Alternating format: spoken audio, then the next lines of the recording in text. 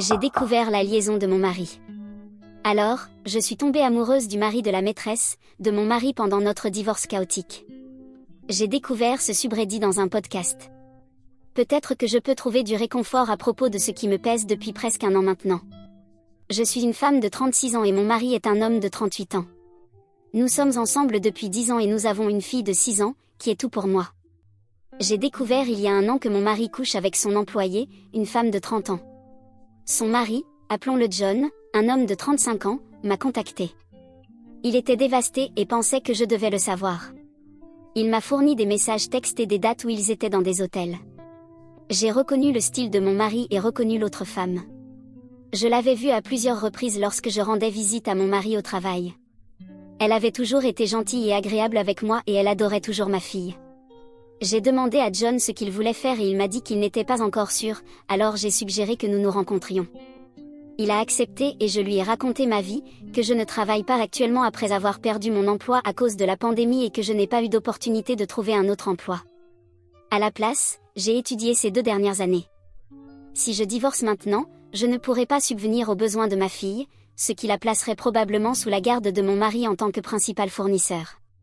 Je lui ai demandé s'il pouvait attendre quelques mois, voire plus longtemps, et à ma grande surprise, il a accepté. Je l'ai remercié profondément, mais il m'a dit qu'il ne savait pas non plus quoi faire, alors il était content d'attendre aussi. L'autre femme a 3 enfants d'une relation précédente et il était préoccupé par le fait qu'elle lui refuse de faire partie de leur vie une fois qu'il la confronterait, car il n'est pas le père biologique. Nous sommes restés en contact, il m'appelait plusieurs fois par semaine et bientôt nous avons commencé à parler d'autre chose que de nos mariages ratés. Ensuite, nous avons commencé à faire des promenades, prendre un café, aller au cinéma, etc. Je me suis retrouvée à penser à lui souvent avec un sourire sur le visage. Il était la première chose à laquelle je pensais le matin et la dernière avant de dormir. Au cours des 3 ou 4 derniers mois, nous avons à peine mentionné nos conjoints 1 ou 2 fois. Nous parlons de tout le reste et il me fait toujours rire. Il pense que je suis drôle aussi. Il y a 2 semaines, nous faisions un pique-nique et il a simplement dit « Je pense que je suis amoureux de toi ». Quand il a ensuite expliqué, cela n'a fait que renforcer le fait que je suis également amoureuse de lui.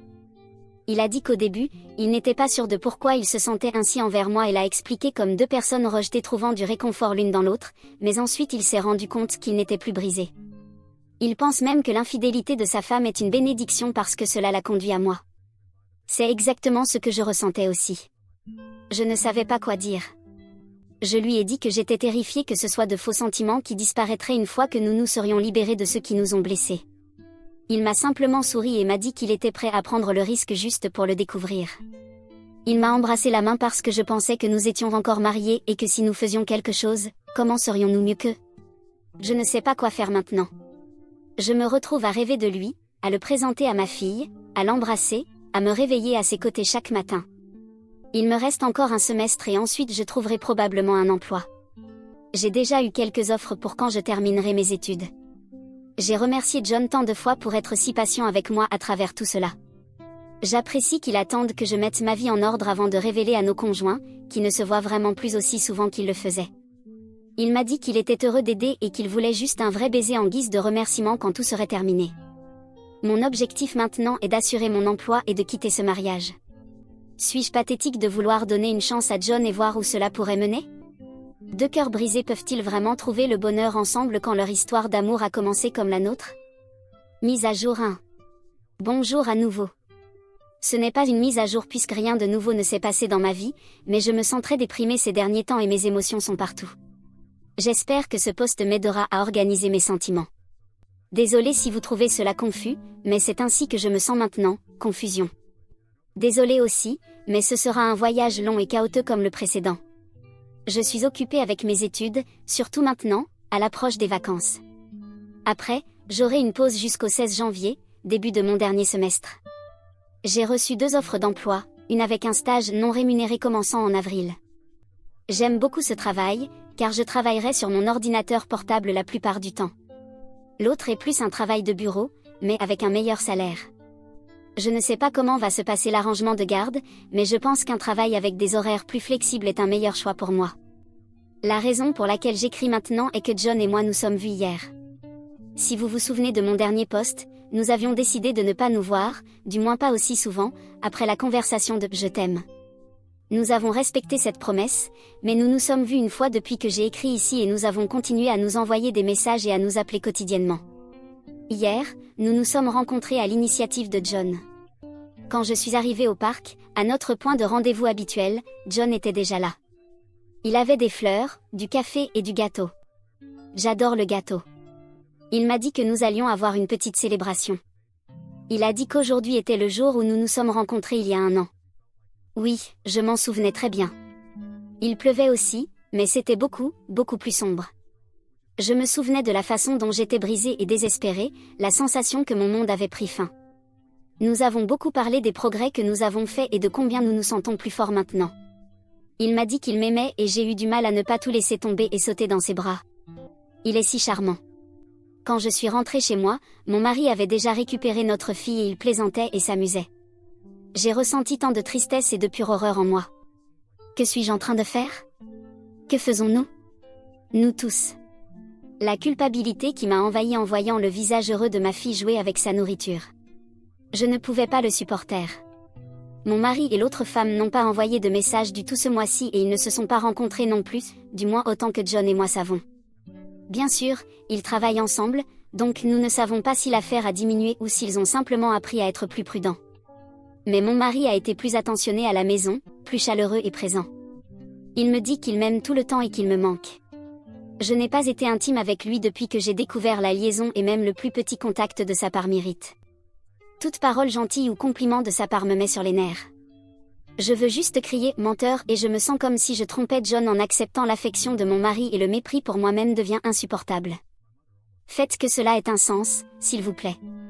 J'ai regardé mon mari et essayé de me rappeler ce que j'aimais chez lui, mais je n'ai pas pu.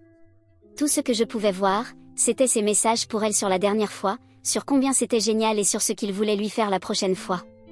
Toutes les choses qu'il m'avait une fois dites qu'il voulait me faire et qui m'avaient fait me sentir si spéciale. J'ai essayé de penser davantage à l'amour, mais tout ce que je voyais, c'était le visage de John. J'ai ressenti une immense rage et haine envers mon mari, mais aussi envers moi-même et envers John. Mon mari, parce qu'il nous a brisés et a apporté ce désordre sur nous, et moi, parce que je sentais que je n'essayais pas assez avec mon cœur occupé par quelqu'un d'autre.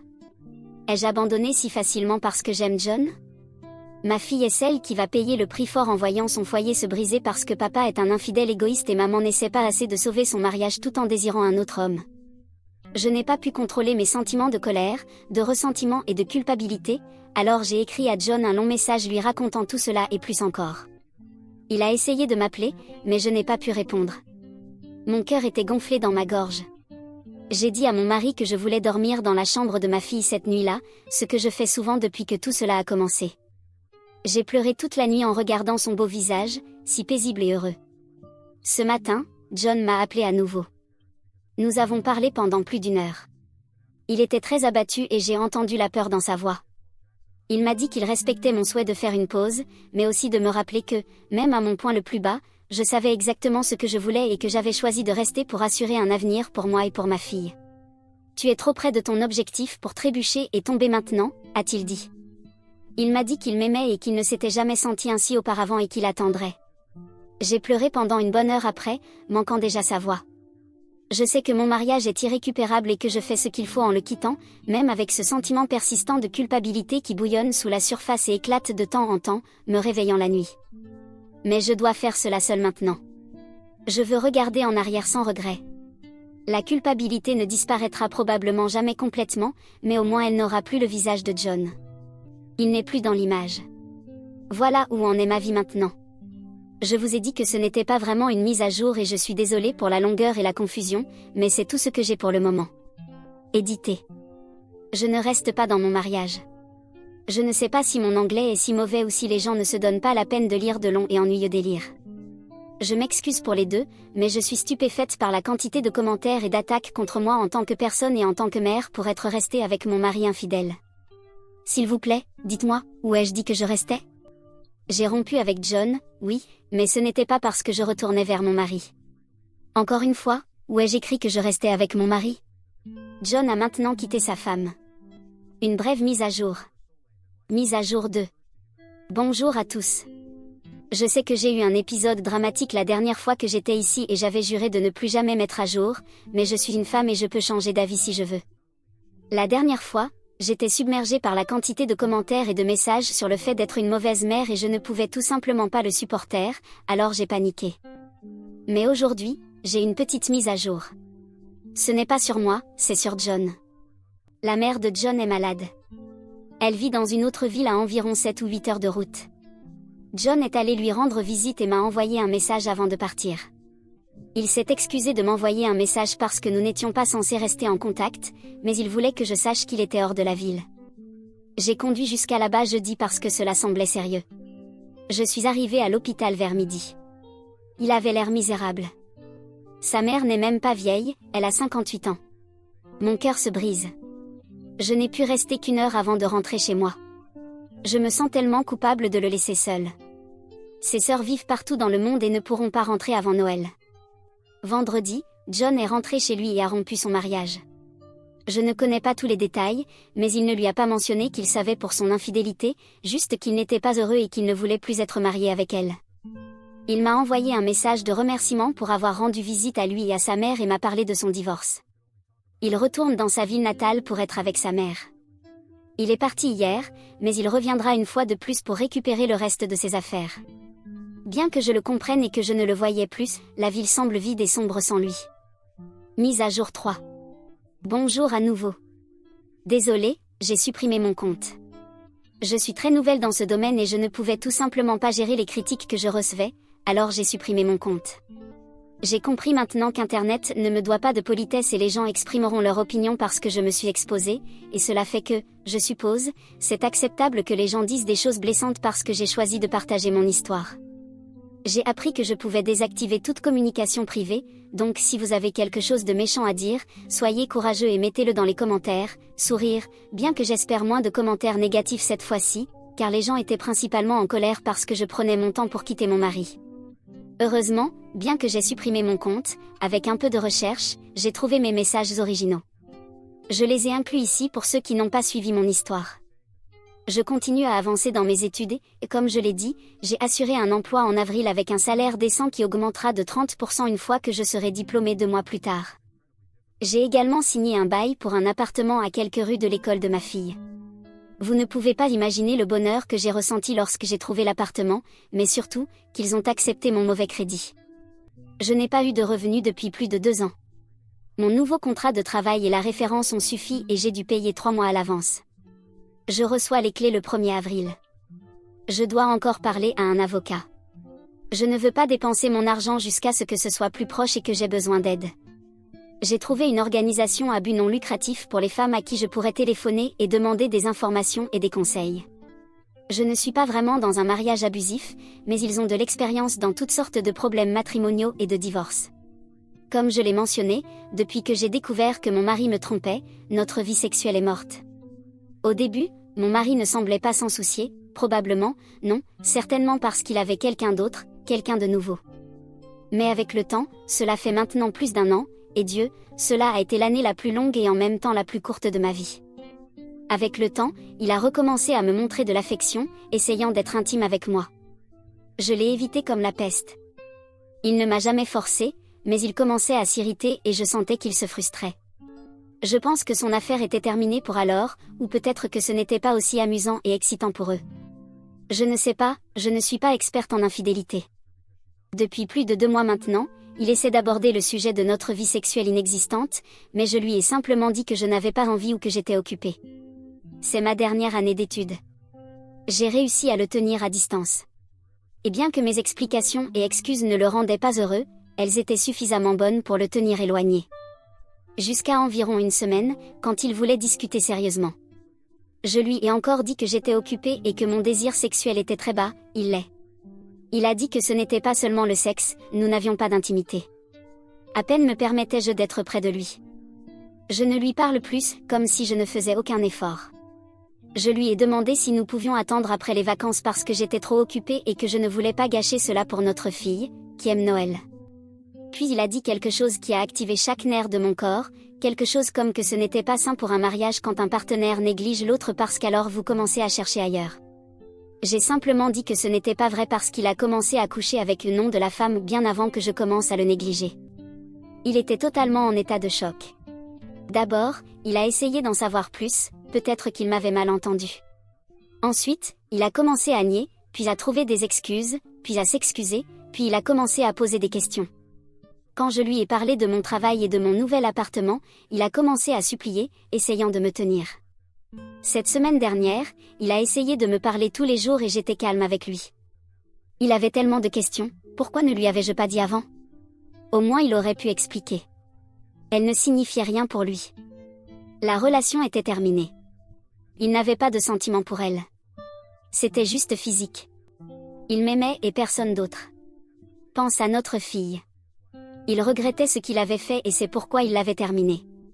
Pourquoi n'étais-je pas plus bouleversée? Je lui ai dit que j'avais pleuré notre relation pendant 1 an et que maintenant c'était fini pour moi. Il pensait toujours que c'était injuste parce que tout cela était nouveau pour lui. Je lui ai parlé de mon travail, de mon nouvel endroit, et je lui ai demandé de patienter avec moi et de penser à notre fille et de la mettre en premier dans tout ce qui allait arriver. Il était tellement en colère pour cela et m'a dit que si j'avais pensé à notre fille une seconde, je l'aurais confronté à ce moment-là et j'aurais été honnête. Nous aurions pu essayer de réparer cela avec une thérapie et un certain effort, car il n'avait jamais aimé quelqu'un comme moi et il laisserait tout tomber pour essayer de faire les choses bien avec moi. Mais j'avais choisi le secret, planifiant ma vie sans lui tout en prétendant que tout allait bien. Est-ce que je l'ai fait? J'ai commencé à pleurer et à le supplier de ne pas laisser sa colère contre moi affecter notre fille. Je lui ai dit que j'avais fait tout cela pour elle. Je ne voulais pas qu'elle nous voie nous battre. Je ne voulais pas partir sans avoir les moyens de lui offrir une bonne vie. Maintenant, il est tellement en colère contre moi tout le temps. À peine me regarde-t-il. Il est toujours gentil avec notre fille, et c'est réconfortant. Je dors dans la chambre de ma fille la plupart des nuits. Je n'avais jamais eu l'intention que cela explose si tôt, mais vous pouvez passer tout votre temps à planifier et à préparer la sortie parfaite, mais la vie n'a jamais été prévisible. Je ne regrette pas mon explosion. Peut-être que c'était le bon moment. Je continuerai à communiquer avec lui sur l'importance de rester civilisés l'un envers l'autre. Il est en colère maintenant et se sent trompé et déçu, et je comprends tout cela, mais j'ai besoin qu'il laisse de côté la douleur et pense à notre fille. Tout comme je l'ai fait, il surmontera la douleur avec le temps. Désolé encore pour ce long post et pour la grammaire. Édité. John est également en train de divorcer. Il est retourné dans sa ville natale parce que sa mère est très malade. J'ai peur que ses sœurs vivent en Australie, mais elles sont toutes les deux rentrées chez elles, donc c'est bien de savoir qu'il n'est pas seul avec sa mère. Je les ai visités 3 fois depuis que j'ai entendu la triste nouvelle, mais il vit loin, donc je n'ai pas pu rester longtemps pour les soutenir. Nous parlons au téléphone tous les matins. Il est aussi dévasté. Non, je n'ai pas parlé de John à mon mari, ni ne vais le faire. Si par hasard John et moi finissons ensemble, alors tout le monde saura, y compris mon mari. Mais nous ne dirons pas à mon mari ni à personne comment nous nous sommes rencontrés. Nous avons décidé cela il y a longtemps, lorsque nous rêvions de notre avenir ensemble, que nous ne dirions pas à nos ex comment nous nous sommes rencontrés. C'est mieux pour tout le monde. Je vais garder cette promesse. Ce n'est l'affaire de personne d'autre que la nôtre. Nous ne savons pas ce que l'avenir nous réserve. John vit dans une autre ville, à 8 heures de route. Nous n'avons pas parlé de nous depuis longtemps. Nous avons beaucoup de choses à faire dans nos vies séparées. Tout ce qui m'importe maintenant, c'est que sa mère aille mieux ou au moins ne souffre pas. Mise à jour 4. Salut tout le monde. J'espère que vous allez bien. J'étais ici il y a environ 1 an avec mon histoire. Il y a 2 ans, j'ai découvert que mon mari avait une liaison avec une de ses employées, qui était mariée à l'époque. Il y a 1 an, j'étais ici pour raconter mon histoire. J'ai supprimé mes posts, mais je les ai tous trouvés réunis en un seul post en me cherchant sur Google. J'inclurai mon ancienne histoire dans ma biographie pour ceux qui ne se souviennent pas ou ne connaissent pas mon histoire. Aussi, l'avertissement habituel que mon anglais sera mauvais et mon post sera long et plein de plaintes. Mes excuses. J'ai eu l'année la plus difficile de ma vie, même si tout n'a pas été négatif. J'ai maintenant un excellent travail avec une excellente entreprise et des collègues de travail géniaux et solidaires. Je suis très reconnaissante pour cela. Je vis maintenant dans mon propre appartement, et c'est là que s'arrête la grandeur, parce que peu importe combien de temps vous connaissez une personne, combien vous lui faites confiance et l'aimez, ou combien vous pensez qu'elle vous aime et vous valorise, vous ne la connaissez pas vraiment jusqu'à ce que vous atteigniez le fond du trou avec elle. Et mon ex-mari, toujours légalement marié parce qu'il refuse toujours de signer tout papier, n'a montré rien d'autre que de la cruauté et de la vengeance envers moi, parfois, envers notre fille, me faisant me demander pourquoi j'ai choisi de secouer le bateau. Je pensais que je faisais tout cela pour ma fille. Je voulais lui donner une vie digne et un modèle fort en moi, une mère heureuse et contente pour être son héros. Et pourtant, elle est celle qui a le plus souffert pendant cette période. Quand j'ai dit à mon mari mes plans de le quitter, il était dans le déni au début, ce qui était mauvais, mais ce n'était rien comparé à quand il a réalisé que je disais la vérité. Il a utilisé tous les moyens possibles pour me briser et me dissuader de partir. Il a commencé par des menaces de prendre la garde complète, puis il a pris tous mes biens. Il a obtenu la garde principale de notre fille et m'a refusé de la voir pendant que le tribunal faisait l'évaluation que j'étais apte à avoir la garde partagée parce qu'il a déposé une motion disant que j'étais ruinée et que je souffrais de maladie mentale. Je suis traitée pour dépression et troubles de stress post-traumatique. Je n'ai pas pu voir ma fille pendant 8 semaines à cause de la bureaucratie et je pensais devenir folle à cause de cela, envisageant même de simplement retourner avec lui pour récupérer ma fille. Quand je l'ai finalement vue, on m'a accordé la garde partagée. Elle était tellement en colère et brisée, me disant combien elle me détestait et qu'elle voulait être avec papa. Il m'a dit que ma fille me détestait parce que j'étais une mauvaise mère. Même si je savais qu'il empoisonnait son esprit, même quand nous avions la garde partagée et qu'elle commençait à se rapprocher de moi, elle avait encore du mal à m'aimer le premier jour après avoir été avec son père, jusqu'à ce que je la reconquière et qu'elle soit presque son moi heureux normal à la fin de la semaine avant de retourner chez son père et le cycle vicieux recommençait. Il a tout essayé pour ne pas diviser nos biens selon le contrat prénuptial, mais ce n'était pas une priorité pour moi. Même si je devais repartir de zéro, j'étais prête à tout lui donner pour ne pas le rendre plus en colère contre moi et qu'il le prenne sur notre bébé. Une fois, il est venu avec une suggestion que je lui laisse tout et renonce à tous mes droits et qu'il me donne la garde complète. J'ai pensé que quelque chose avait finalement entendu mes prières avant qu'il change d'avis et dépose une nouvelle motion demandant la garde complète. Il jouait avec moi pendant toute cette épreuve. Je ressentais des doutes et du ressentiment envers moi-même pour ne pas simplement me conformer et lui obéir et rester avec lui jusqu'à ce que notre fille soit plus âgée. Le doute et la peur étaient presque paralysants, et un jour au début de l'été, je lui ai écrit une très longue lettre lui rappelant son amour pour sa fille et la promesse qu'il lui avait faite à sa naissance de faire tout pour la protéger. Je lui ai rappelé que je suis juste une femme et qu'il peut et m'a déjà remplacée à plusieurs reprises, mais que sa fille est sa fille. Je l'ai supplié de ne pas l'utiliser pour blesser quelqu'un qui est remplaçable. N'utilise pas un trésor précieux comme une arme pour détruire une cible bon marché, une cible que tu as facilement remplacée une fois auparavant. Il ne m'a pas répondu, mais il a cessé de m'envoyer des messages et de m'appeler pour d'autres raisons que notre fille. Elle est également plus heureuse, et elle dit qu'elle m'aime et aime papa. Je ne sais pas si c'était ma lettre, mais il a simplement arrêté toutes ses tentatives de me blesser. Une fois, lorsqu'il l'a déposée, il s'est excusé pour tout ce qu'il avait fait, depuis m'avoir trompé en premier lieu, et a dit qu'il nous aimait et a promis de ne plus nous faire de mal. Depuis, il a tenu cette promesse. Pendant tout ce temps, depuis janvier, alors que je vivais encore avec lui, il a eu une petite amie intermittente de 25 ans qui est partie. Je peux voir ma fille plus souvent parce que je l'ai même pendant ces semaines. Je me surprends à espérer qu'ils se remettent ensemble pour pouvoir avoir ma fille avec moi dans un foyer stable.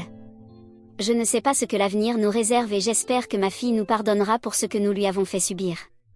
La plupart du temps, je regrette d'avoir demandé le divorce quand elle est si jeune et j'aimerais avoir attendu jusqu'à ce qu'elle soit assez grande pour comprendre, mais parfois je pense que c'était la bonne décision de toute façon. Bien sûr, je ne le saurai jamais. Quant à John, il vit toujours dans sa ville natale près de sa mère. Elle est très malade et aucune chimiothérapie ni procédure ne fonctionne maintenant. Je les ai visités autant que j'ai pu. Il a été un grand soutien tout au long de cette épreuve, ce qui m'a toujours fait me sentir coupable, étant donné ce qu'il traverse. Mais il disait toujours qu'il était heureux d'écouter et qu'il voulait savoir. Nous nous appelons et nous envoyons des messages tous les jours.